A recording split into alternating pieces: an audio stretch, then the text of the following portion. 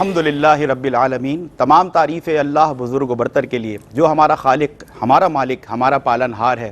بے حساب لا تعداد درود و سلام مصطفیٰ کریم علیہ الصلاۃ والسلام کی ذات اقدس پر کہ آپ ہی کے طفیل کارخانہ قدرت رواں دواں ہے۔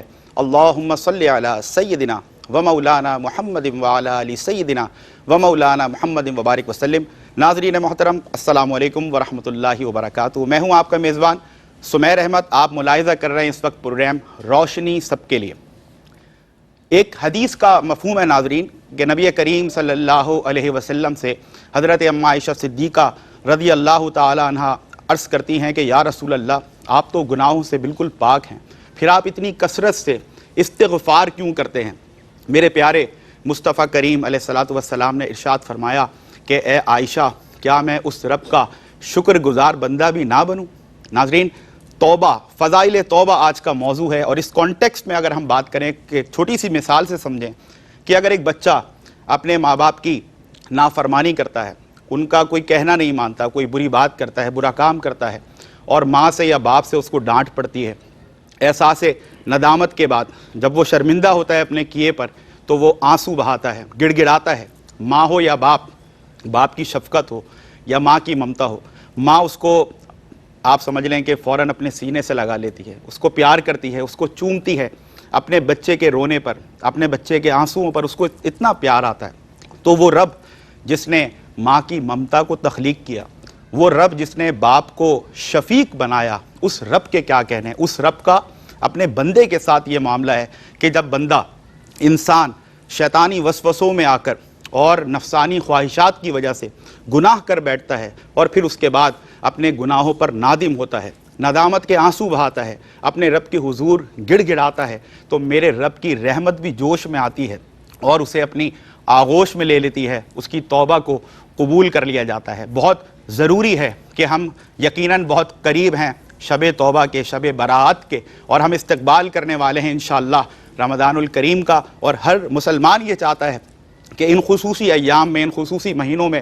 وہ اپنے رب کے حضور اپنے گناہوں پر نادم ہو، شرمندہ ہو، توبہ کرے اور اس کی توبہ قبول کر لی جائے، اس کو بخش دیا جائے، مغفرت کے پروانے اس کو عطا کیے جائیں۔ اسی لیے الحمدللہ ARYQ کا یہ ٹرینڈ ہے، آج یہ موضوع رکھا فضائل توبہ، جس پر الحمدللہ عالم اسلام کے مستند ممتاز علماء کرام آج بھی الحمدللہ گفتگو فرمائیں گے۔ کسی تعارف کے محتاج نہیں، آپ ARYQ کے مختلف پروگرامز میں ان کے گفتگو سے استفادہ کرتے ہیں، اور الحمدللہ ہمارے لیے بھی سعادت کی بات ہے کہ ہم ان سے اکتساب فیض کرتے رہتے ہیں۔ میرے ساتھ موجود ہیں مفتی محمد احسن نوید نیازی صاحب۔ السلام علیکم ورحمۃ اللہ۔ وعلیکم السلام ورحمۃ اللہ وبرکاتہ۔ سر خیر مقدم آپ کا، جزاک اللہ، بہت شکریہ۔ اور آپ ہی کے ساتھ تشریف فرما ایک اور قداور شخصیت، مستند عالم دین، بہت ہی میٹھی شیریں گفتگو فرماتے ہیں، حضرت علامہ حافظ اویس احمد صاحب۔ السلام علیکم ورحمۃ اللہ۔ وعلیکم السلام ورحمۃ اللہ وبرکاتہ۔ جزاک اللہ۔ ناظرین، بہت ضروری ہے کہ ہم توبہ کی فضیلت کو جانیں، اور خاص طور پر یہ ہمارا خاصہ ہے، وتیرہ ہے، ٹرینڈ ہے ARYQ کا کہ جب بھی گفتگو کی جائے، علم آپ تک پہنچایا جائے تو ابتدا قرآن اور حدیث سے ہو۔ تو مفتی صاحب سے یہ عرض کروں گا، حضرت قرآن اور حدیث کے کانٹیکسٹ میں توبہ کی فضیلت اور اہمیت یہ بیان فرمائیے گا۔ بسم اللہ الرحمن الرحیم، صلی اللہ علیہ حبیب محمد وعلی آلہ وصحبہ وبارک وسلم۔ دیکھیں، توبہ کا لغوی معنی ہوتا ہے الرجوع، رجوع کرنا یعنی لوٹنا۔ تو توبہ کہتے کسے ہیں، یعنی حقیقت میں توبہ ہے کیا؟ رجوع کس چیز سے رجوع؟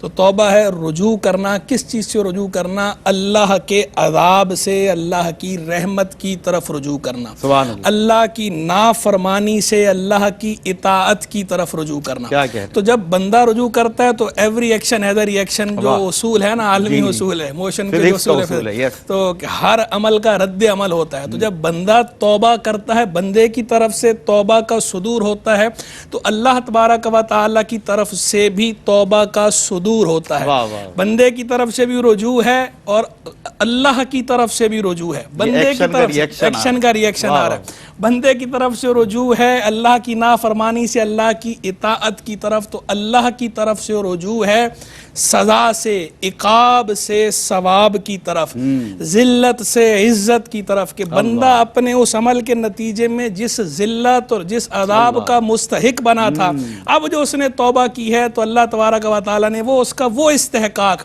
وہ ختم کر دیا، وہ ختم کر کے اسے ڈیلیٹ کر دیا، محو کر دیا۔ جو ذلت کا استحقاق تھا اس کو اللہ نے عزت سے تبدیل کر دیا، سبحان اللہ، سبحان جو عقاب کا استحقاق تھا اس کو اللہ تبارک و تعالیٰ نے ثواب سے تبدیل فرما دیا۔ سبحان اللہ۔ تو یعنی توبہ جو ہے اور اسی لیے اللہ تبارک و تعالیٰ کا جو صفاتی نام ہے تواب، تو اس کا ایک معنی تو یہ ہے کہ بہت زیادہ توبہ قبول فرمانے والا، دوسرا معنی یہ ہے کہ اللہ تبارک و تعالیٰ کی طرف سے بھی رجوع ہے، یعنی بندہ جس طرح توبہ کرتا ہے تو اللہ اتنا ہی تیزی سے اس کی توبہ قبول فرماتا ہے، گویا اللہ کی رحمت منتظر ہے کہ بندہ اس کی طرف آئے اور اس کی رحمت بندے کو گھیر لے، بندے کو جتنا ایفیکٹیو ہوگا ریئیکشن اتنا ہی بندے کو آغوش میں لے لے۔ اللہ کی رحمت بندے کو آغوش میں لے لیتی ہے، فوراً آغوش میں لیتی ہے۔ تو کیا کہنے ہیں اللہ کی رحمت کے اور کیا کہنے ہیں اس توبہ کے، کہ یہ توبہ فَفِرُّوا إِلَى اللَّهِ، دوڑو اللہ کی طرف۔ اللہ نے قرآن میں بھی فرمایا نا، تو اللہ کی طرف دوڑنے کا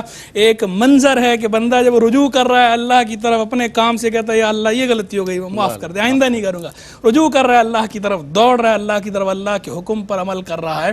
تو یعنی ایک تو اللہ تبارک و تعالیٰ کی رحمت یہ ہے کہ اللہ تبارک و تعالیٰ باوجود مالک کل ہونے کے، باوجود خالق حقیقی ہونے کے، وہ توبہ قبول فرما لیتا ہے، اس کا گناہ محو کر دیتا ہے، ڈیلیٹ کر دیتا ہے، اور ساتھ ہی ساتھ اس توبہ پہ اللہ اسے اجر بھی عطا فرماتا ہے۔ یعنی اول تو اتنی بات ہی کافی تھی نا کہ جیسے ہم سے کوئی ہماری حق تلفی کرے اور ہم سے معافی مانگے تو ہم اسے معاف کر دیتے ہیں، اور اسے بھی احسان سمجھا جاتا ہے کہ یہ ہمارا احسان ہے، ہم نے معاف کر دیا، اور وہ بھی یہی سمجھتا ہے، وہ بھی اس سے زیادہ طلبگار نہیں ہوتا، ایکسپٹ نہیں، اس سے زیادہ ایکسپیکٹ نہیں کر رہا ہوتا۔ بالکل ٹھیک۔ لیکن یہاں اللہ کی رحمت دیکھیں، اللہ کی رحمت کی وسعتیں دیکھیں کہ بندہ گناہ کر رہا ہے، گناہ کر کے توبہ کر رہا ہے، اللہ تبارک و تعالیٰ وہ توبہ قبول تو فرما رہا ہے، گناہ تو معاف فرما رہا ہے، گناہ معاف فرمانے کے ساتھ اسے اجر بھی عطا فرما رہا ہے، اللہ اس پہ رحمت بھی فرما رہا ہے۔ یہ رب کی شان ہے، یہ رب کی رحمتیں ہیں، کیا کہنے۔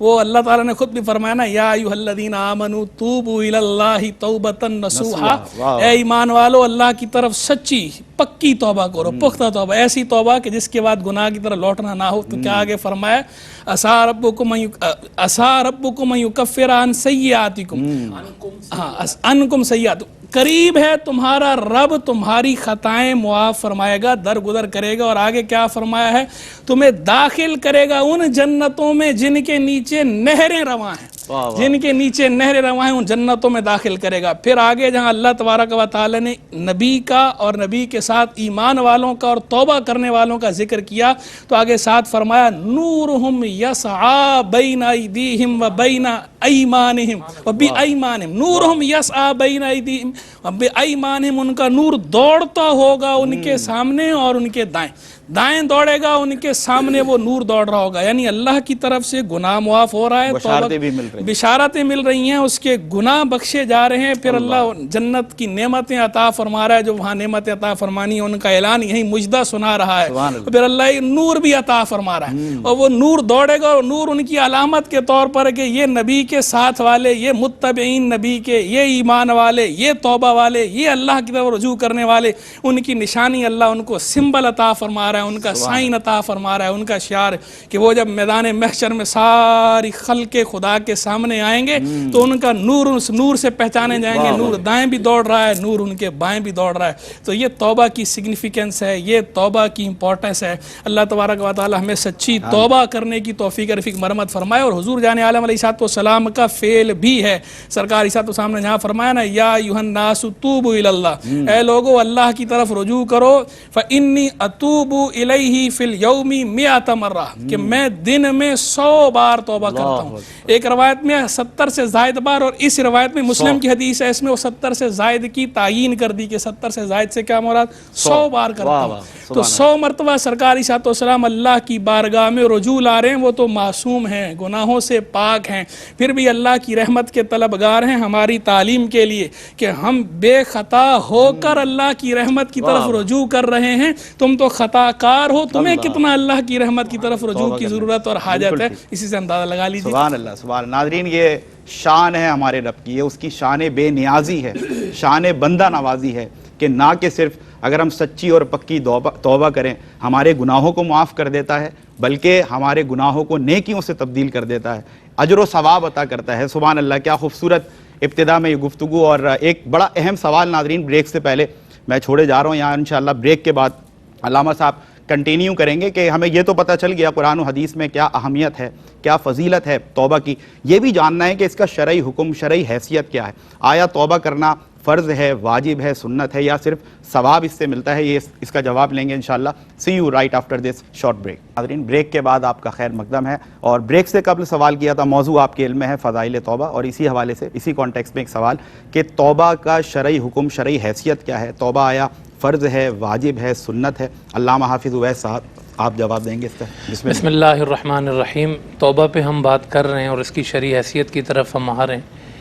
ایک جملہ بس اس پہ عرض کروں گا کہ نوکر کا کام تو سوری کرنا ہے، کوئی غلطی ہو جائے تو وہ توبہ کرے گا، سوری کرے گا، نوکر کا تو کام ہی یہی ہے، توبہ کرے۔ لیکن ایسا مالک کہاں سے لائیں جو کہتا ہو میں ہوں تواب؟ بھائی کیا آغاز کیا آپ نے، ایسا مالک کہاں سے لائیں جو کہے کہ میں ہوں غفور، میں ہوں؟ ایسا مالک کون ہوگا جو کہے میں بخشنے والا ہوں، میں توبہ قبول کرنے والا ہوں، آؤ نا میرے پاس۔ یوں کون بلاتا ہے نوکر کو، یوں کون بلاتا ہے بندے کو اپنے پاس؟ یہ میرا رب گناہ کرنے والے کو وہی بلاتا ہے۔ اللہ۔ اور اس نے جو ہم شرعی حیثیت کی بات کر رہے ہیں، توبہ کو لازم کر دیا اپنے بندوں پر، صیغہ امر کے ساتھ وہ بارہا قرآن میں حکم دیتا ہے، ٹھیک، توبوا الی اللہ توبۃ نصوحا وتوبوا الی اللہ جمیعا ایھا المؤمنون۔ سبحان اللہ۔ سارے مومنوں کو حکم دیتا ہے، وہ جتنے ایمان والے ہیں سب کو حکم ہے کہ آپ اللہ کی بارگاہ میں توبہ کریں۔ تو ہر مسلمان پر ہر حال میں ہر گناہ سے توبہ کرنا واجب ہے، ٹھیک۔ اور اگر آپ نے توبہ نہیں کی، ترک واجب کیا، تو قرآن اس پر بھی بات کرتا ہے، وَمَن لَّمْ يَتُبْ فَأُولَٰئِكَ هُمُ الظَّالِمُونَ۔ اللہ، جو توبہ نہیں کرتے وہ ظالم ہیں۔ اللہ، یعنی آپ نے ایک تو گناہ کیا، اس کا گناہ الگ، اور پھر آپ نے اس پہ ترک توبہ کی، وہ ایک الگ ظلم ہے، گناہ پر گناہ، گناہ پر گناہ ہے۔ توبہ کو چھوڑ، آپ سے اگر گناہ ہو گیا ہے، ہو جاتا ہے انسان سے، نبیوں کے علاوہ کوئی معصوم نہیں ہے، اللہ، ہو جاتا ہے انسان سے۔ یہ کوئی اتنی بری بات نہیں ہے کہ کوئی گناہ ہو گیا، بری بات یہ ہے کہ گناہ کے بعد توبہ نہیں کی۔ اللہ، ہمارے ہاں یہ اصل پرابلم ہے۔ آپ دیکھیں نا، صحابہ کرام کو نہ ہیلے بہانے آتے تھے، نہ ان کو اللہ سے تعلق میں کوئی دو رخی آتی تھی کہ ادھر بیٹھ کے تھوڑی دیر توبہ کی اور پھر اس کو توڑ دیا، یا گناہ کرتے رہے اور اللہ کی طرف آئے۔ یعنی دسیوں واقعات آپ دیکھیں گے، کبھی کسی صحابی سے کوئی غلطی ہو گئی، وہ رونگٹے کھڑے ہیں، رو رہے ہیں، تڑپ رہے ہیں، اور بارگاہ مصطفیٰ میں سر پیٹ رہے ہیں، یا رسول اللہ میرا کچھ کریں۔ اللہ، اور ان کی کیفیتوں پر خدا کی آیتیں اترتی ہیں کہ ہم نے تمہیں معاف کیا۔ واہ واہ واہ، سبحان یعنی یہ چیز ہے، وَمَن لَّمْ يَتُبْ فَأُولَٰئِكَ هُمُ الظَّالِمُونَ۔ پروٹوکول ہے ایک توبہ کرنے والے، ایک تو توبہ کرنا واجب گناہ سے، اور جس نے توبہ نہ کی اس کا ترک واجب، اور پھر توبہ میں تاخیر بھی گناہ ہے۔ اللہ، یعنی توبہ کا حکم یہ ہے کہ آپ نے جلدی کرنی ہے، اور یہ بھی قرآن نے بیان کیا، وَلَيْسَتِ التَّوْبَةُ لِلَّذِينَ يَعْمَلُونَ السَّيِّئَاتِ۔ ان کی توبہ نہیں ہے، قرآن کہتا ہے، جنہوں نے برے اعمال کیے، حَتَّى إِذَا حَضَرَ أَحَدَهُمُ الْمَوْتِ، یہاں تک کہ جب موت سامنے دیکھی، قَالَ إِنِّي تُبْتُ الْآنَ، اللہ، اس نے کہا میں نے ابھی توبہ کی۔ تو یعنی جو غرغرہ موت ہے، جب سانس اکھڑ گئی ہے آپ کی، موت کی وادی میں آپ چلے گئے، اب تو گناہوں سے بھی توبہ نہیں ہے نا، اللہ، اور اگر کسی توبہ نے کا دروازہ بند ہو گیا، رہا ہے اب توبہ کا دروازہ، تو یعنی آپ کو یہ حکم، اور آپ کو کیا پتا ہے کہ وہ جو کیفیت ہے سانس اکھڑنے کی آپ کے اوپر 70 سال کی عمر میں ہی آئے گی؟ اچانک موتیں کیسے ہوتی ہیں؟ تو حکم ہے کہ توبہ میں تاخیر نہیں کرنی ہے، اس لیے کہا وَلَيْسَتِ التَّوْبَةُ۔ کافروں کی بھی یہاں بات کی گئی ہے، یعنی ان کے پاس جو ہے نا، وہ اگر آپ کافر ہیں اور آپ نے توبہ نہیں کی، یعنی کلمہ نہیں پڑھا، آپ نے رجوع نہیں کیا اسلام کی طرف۔ صاحب ایک زاویہ یہ بھی لے سکتے ہیں اس کا کہ میرا رب یہ بھی چاہتا ہے کہ اگر بندہ گناہ کر بھی لے تو توبہ میں جلدی کرے تاکہ میں اس کو جلدی معاف کروں. یہی ہے توبہ جلدی کرنے کا حکم ہے, یہ موٹیویشن کہ آپ نے رکنا نہیں ہے. آپ جو آیت پڑھی مفتی صاحب نے اس کے جواب میں بڑی خوبصورت ہے وہ کہ فَفِرُّوا إِلَى اللَّهِ, اور قرآن یہی کہتا ہے سابقوا إِلَى مَغْفِرَةٍ مِّن رَبِّكُمْ وَسَارِعُوا إِلَى مَغْفِرَةٍ, یعنی ایک سبقت کی ٹرم ہے, ایک سرعت کی ٹرم ہے, ایک فرار کی. ان تینوں کے معنی بھاگنا, جلدی کرنا, دوڑنا اور مقابلہ کرنا. اچھا, مقابلہ بھئی یہ مجھ سے آگے کیوں نکل گیا توبہ میں, میں اس سے بھی آگے کرنی ہے. ہاں مجھے اس میں, یعنی اس میں کوئی تاخیر کا جو ہے نا وہ بندے کو اجازت نہیں ہے اس میں. تو اس لیے توبہ کا یہ حکم ہم میں سے ہر شخص کو یاد رکھنا چاہیے. اور سالہ سال گزر جاتے ہیں گناہوں پر, پھر اصرار ہوتا ہے, پہلے تکرار ہوتا ہے, پھر اصرار ہوتا ہے, اور پھر انسان اس دلدل میں جو ہے نا وہ پھنسا رہتا ہے. اور توبہ جو ہے وہ گناہ کو بھی مستلزم نہیں ہے. ٹھیک, یعنی جو آپ نے ثواب کی بات کی نا, توبہ ہر حال میں ثواب ہے. جیسے حدیث پڑھی کہ حضور نے کہا میں 100 مرتبہ, تو حضور تو معصوم ہے, گناہ تو نہیں ہے, لیکن استغفار ہے. تو پتہ چلا کہ آپ نے گناہ کیا نہیں کیا یہ بحث نہیں ہے, ان جنرل سب کے لیے توبہ ضروری ہے آپ پہ ہر حال میں. اچھا کسی نے گناہ نہیں کیا وہ کیوں توبہ کر رہا ہے؟ اس کے گناہ تو نہیں ہے, لیکن توبہ اس کا ایک درجہ اور بلند کر دے. درجات کی بلندی, درجات کی بلندی, وہ پھر جب گناہ نہیں ہے پھر درجات کی بلندی پہ. پر قرآن تو کہتا ہے کہ تم میرے پاس توبہ کرتے ہو, گناہ بخشوانے کے لیے آتے ہو نا, کہا میں گناہ نہیں بخشتا, اتنا نہیں ہوتا, یہ رحیم اور کریم کا دربار ہے. بے شک. فرمایا فَأُولَئِكَ يُبَدِّلُ اللَّهُ سَيِّئَاتِهِمْ حَسَنَاتٍ, میں تمہارے گناہوں کو بھی نیکیوں سے بدل دوں گا. ایسا کریم کون ہوگا؟ ایسا مالک کہاں سے لائیں گے جو کہے کہ گناہ نیکیوں سے تبدیل کر دوں گا, بخشوں گا نہیں, تبدیل کر دوں گا. تو یہ اس کی اتنی کرم نوازی ہے اپنے بندوں پر. تو یہ واجب ہے ہم میرے سننے والے, ہم سب کو اس پر غور و فکر اور ہمیشہ جو ہے ذہن رکھنا چاہیے, نظر رکھنی چاہیے کہ واجب ہے, یہ ضروری ہے. آپ توبہ کریں, ہر وقت توبہ کریں. ٹھیک, صرف دن میں 100 مرتبہ تو سنت ہے, حضور کا طریقہ, معصوموں کا طریقہ. ہر ایک بندہ کم سے کم 100 بار تو ضرور کرے تاکہ سنت ادا ہو سکے. واہ واہ, سبحان اللہ, سبحان اللہ. ناظرین, ایک ابھی ٹرینڈ ہماری سوسائٹی میں انفارچونیٹلی یقیناً شب برات آ رہی ہے, اور ہوتا یہ ہے کہ اسٹیٹس, واٹس ایپ کے اسٹیٹس کے اوپر ہم توبہ کے یا معافی کے حوالے سے اپنی پوسٹ لگا دیتے ہیں, یا فیس بک کے اوپر یا دیگر SMS وغیرہ کے ذریعے ہم ان جنرل جو ہے لوگوں کو ایک فارورڈ کر دیتے ہیں میسج, اور اس میں سبھی سے جو ہے وہ ہم ان جنرل جو ہے وہ معافی مانگ لیتے ہیں. یہ جو ٹرینڈ ہماری سوسائٹی میں ہے, یہ سوال کرنا میں سمجھتا ہوں مفتی صاحب جن ایام سے ہم گزر رہے ہیں اور شب برات بالکل قریب, تو یہ جاننا ہمارے ناظرین کے لیے بڑا ضروری ہے, کیا اس طرح عام معافی طلب کرنا ان جنرل سب کو ہی SMS یا واٹس ایپ وغیرہ کے ذریعے کہ بھئی ہم سے اگر کوئی غلطی, کوئی گناہ, کوئی ہم سے آپ کا کوئی حق رہ گیا, ہم نے آپ کا کوئی حق مارا, تو ہم آپ سے دل سے توبہ کرتے ہیں, معافی مانگتے ہیں, یہ ٹرینڈ کیسا ہے, کیا فرمائیے؟ دیکھیں سمیر بھائی, بات یہ ہے کہ دو چیزیں ہیں, ایک ہے افراط اور ایک ہے تفریط. صحیح, انتہائیں ہوتی ہیں نا دو, ایک انتہا اس طرف ہے اوپر کی طرف, ایک انتہا ہوتی ہے نیچے کی طرف. صحیح, اور ایک ہے اعتدال کی بات. زبردست آغاز. اب بعض اوقات ایسا ہوتا ہے کہ ایک انتہا پر جا رہے ہوتے ہیں کچھ لوگ, تو دوسرے لوگ مقابلے میں اصلاح کا بیڑا اٹھا کر آتے ہیں, اصلاح کا علم بلند کرتے ہیں, وہ دوسری انتہا پر آ جاتے ہیں, تفریط کی طرف, وہ تفریط کی طرف چلے جاتے ہیں. تو الاعتدال حلیت الرجال, مردوں کا زیور جو ہے وہ اعتدال ہے. ہمیں اعتدال کا, خیر الامور اوساطھا, امور میں, کاموں میں سب سے اچھا کام کیا ہے؟ میانہ روی, درمیانی راستہ جو ہے وہ بہترین راستہ ہے.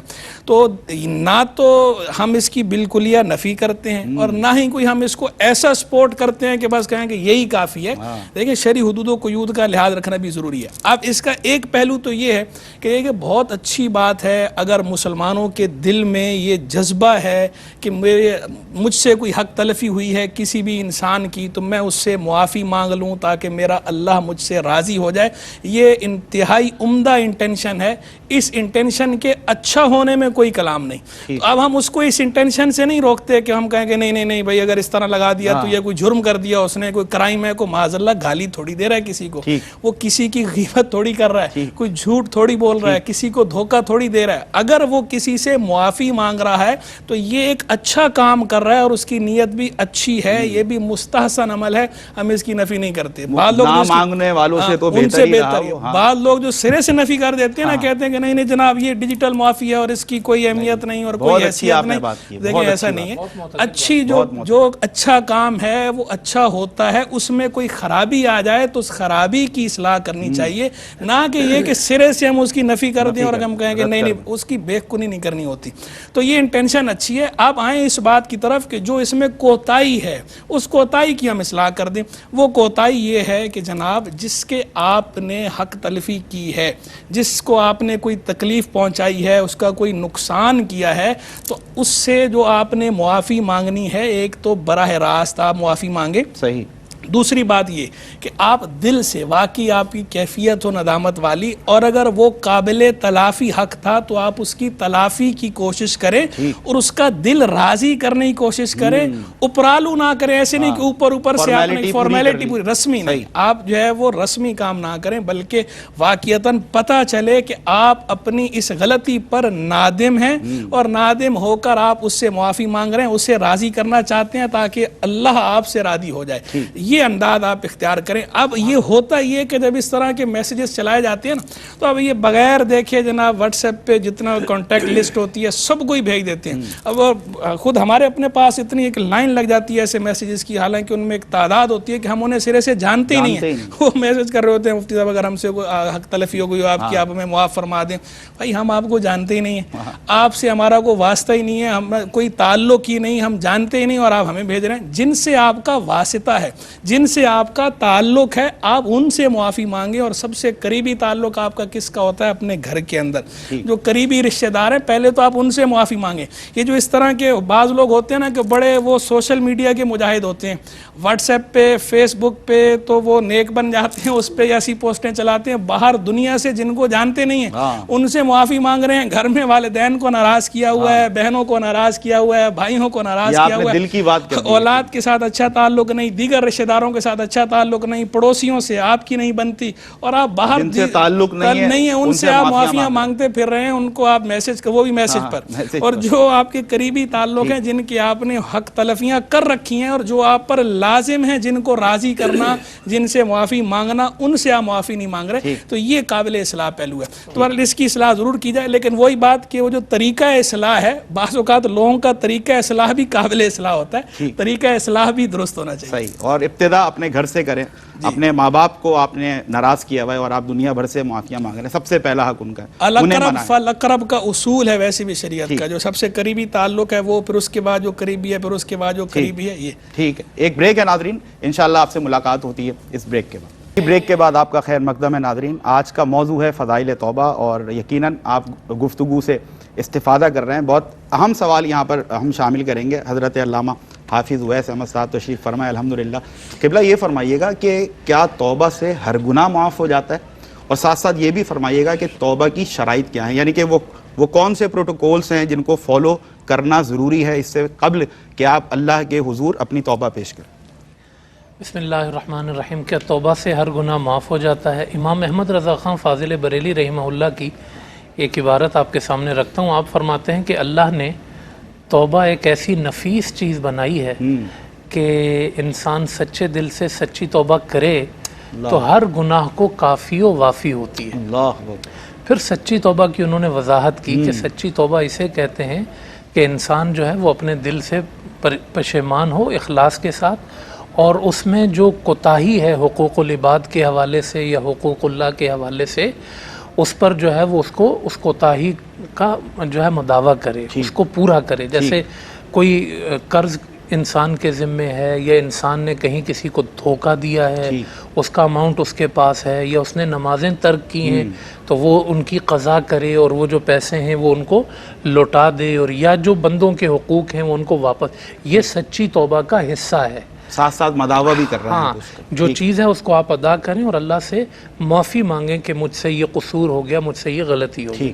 یوں توبہ کمپلیٹ نہیں ہوگی کہ آپ صرف زبان سے تو کہتے رہیں لیکن جو اس میں حقوق تلفی ہوئی ہے آپ اس کو جو ہے وہ پورا نہ کریں. اور وہ قرض والی آپ نے بہت اچھی بات فرمائی. ہاں حقوق العباد میں ہو یا حقوق اللہ میں ہو, جو آپ نے کمی رکھی ہوئی ہے, جو آپ نے کسی کا حق لیا ہے وہ آپ نے ادا کرنا ہے. نمازیں آپ نے قضا کرنی ہے, روزے کسی نے فرض روزے نہیں رکھے ہیں تو اب ایسا نہیں ہے وہ معاف ہو گئے, وہ ادا کرنے. زکوٰۃ آپ نے پچھلے سالوں کی ادا نہیں کی ہے, وہ آپ کو ادا کرنی ہے. اسی طرح بندوں سے آپ نے کوئی قرض لیا ہے یا کوئی بھی ایسا معاملہ ہے, اس میں ساری چیزیں جو ہے نا وہ شامل ہو جاتی ہیں. تو یوں انسان سچی توبہ کرتا ہے اللہ کی بارگاہ میں تو اسے ہر گناہ بخشا جائے گا. اور اس کی جو شرائط ہیں, اب آپ دیکھیں جیسے حج کا رکن اعظم ہے وہ کیا ہے؟ وقوف عرفہ, کہ ہم عرفہ میں ٹھہرتے ہیں, یہ سب سے بڑا رکن ہے. توبہ کا جو سب سے بڑا رکن ہے نا وہ ہے ندامت. اللہ جو اس کے پروٹوکولز ہیں یا اس کی شرائط ہیں, اس میں بنیادی شرط یعنی حضور علیہ السلام نے تو فرمایا الندم التوبہ, کہ ندامت ہی توبہ ہے. اللہ اکبر. توبہ یہ ہے, اتنی بڑی اس کی اہمیت ہے. ہاں یہ یعنی آپ زبان سے کہہ رہے ہیں میری توبہ میری توبہ, اور دل شرمندہ نہیں ہے, دل پشیمان نہیں ہے. جو کام آپ نے کیا ہے جرم کا وہ آپ کے دل میں اس کے اوپر کوئی رنج نہیں ہے, اور آپ زبان سے کچھ بھی کہہ رہے ہیں, وہ توبہ نہیں ہے, وہ توبۃ النصوح نہیں ہے. اور اللہ ہمارے دلوں کی کیفیات سے واقف ہے. ہاں اسے پتہ ہے کہ ہم نے ندامت چیز محسوس پشیمانی ہے. ٹھیک. حضرت ماعز اسلمی رضی اللہ تعالیٰ عنہ صحابی رسول ہیں, مشہور ان کا واقعہ ہے. انہوں نے توبہ کی اللہ کی بارگاہ میں, کسی نے ان کے بارے میں کوئی نازیبہ کلمات کہے, حضور نے فرمایا ماعز کے بارے میں کوئی کلمہ مت کہنا. ماعز نے ایسی توبہ کی اللہ کی بارگاہ میں کہ سارے گناہ گاروں کی جو توبہ ہے وہ ایک طرف رکھو, ماعز کی توبہ جتنے گناہ گاروں کے گناہ ہیں ماعز اکیلے کی توبہ سارے گناہ بخشوا دی. یعنی کتنی بڑی بات ہے. ایک صحابی کی توبہ کا یہ عالم تھا کہ حضور کہتے ہیں ساری دنیا کے جو گناہ ہیں وہ اکیلے ماعز کی توبہ سے بھی ختم ہو جاتی. اتنی بڑی توبہ کی. تو یہ وہ کیا تھا, وہ ایک کیفیت تھی, وہ ایک شرمندگی تھی کہ یار میں دل میں پسیج رہا ہوں نا. جیسے ہم کبھی ماں باپ کو کچھ کہہ دیتے ہیں تو بعد میں دل میں ایک شرمندگی آتی ہے کہ یار میں نے کیوں ایسا کہا.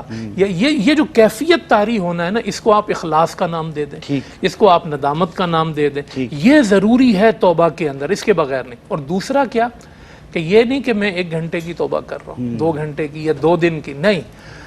یہ عزم کرنا دل میں کہ دوبارہ گناہ نہیں کروں گا توبہ کے وقت.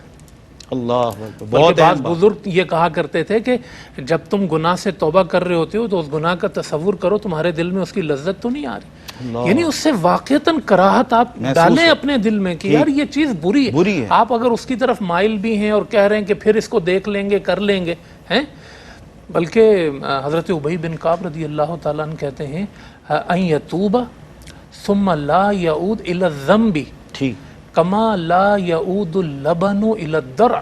اللہ کہتے ہیں کہ گناہ سے توبہ کرے پھر اس گناہ کی طرف واپس نہ جائے جیسے دودھ تھنوں سے نکلنے کے بعد واپس تھنوں میں نہیں جاتا. اللہ اللہ ایسے دوبارہ, یعنی اس کو کہتے ہیں توبۃ النصوح. اور توبۃ النصوح کا بعض علماء صوفیاء نے ترجمہ کیا, نصوح کے معنی ہے نصیحت کرنے والی. ایسی توبہ کر جو تجھے بعد میں نصیحت کرتی رہے, آنے والی زندگی میں پھر سے وہ عمل نہ دو, وہ توبہ اس کو نصیحت کرے.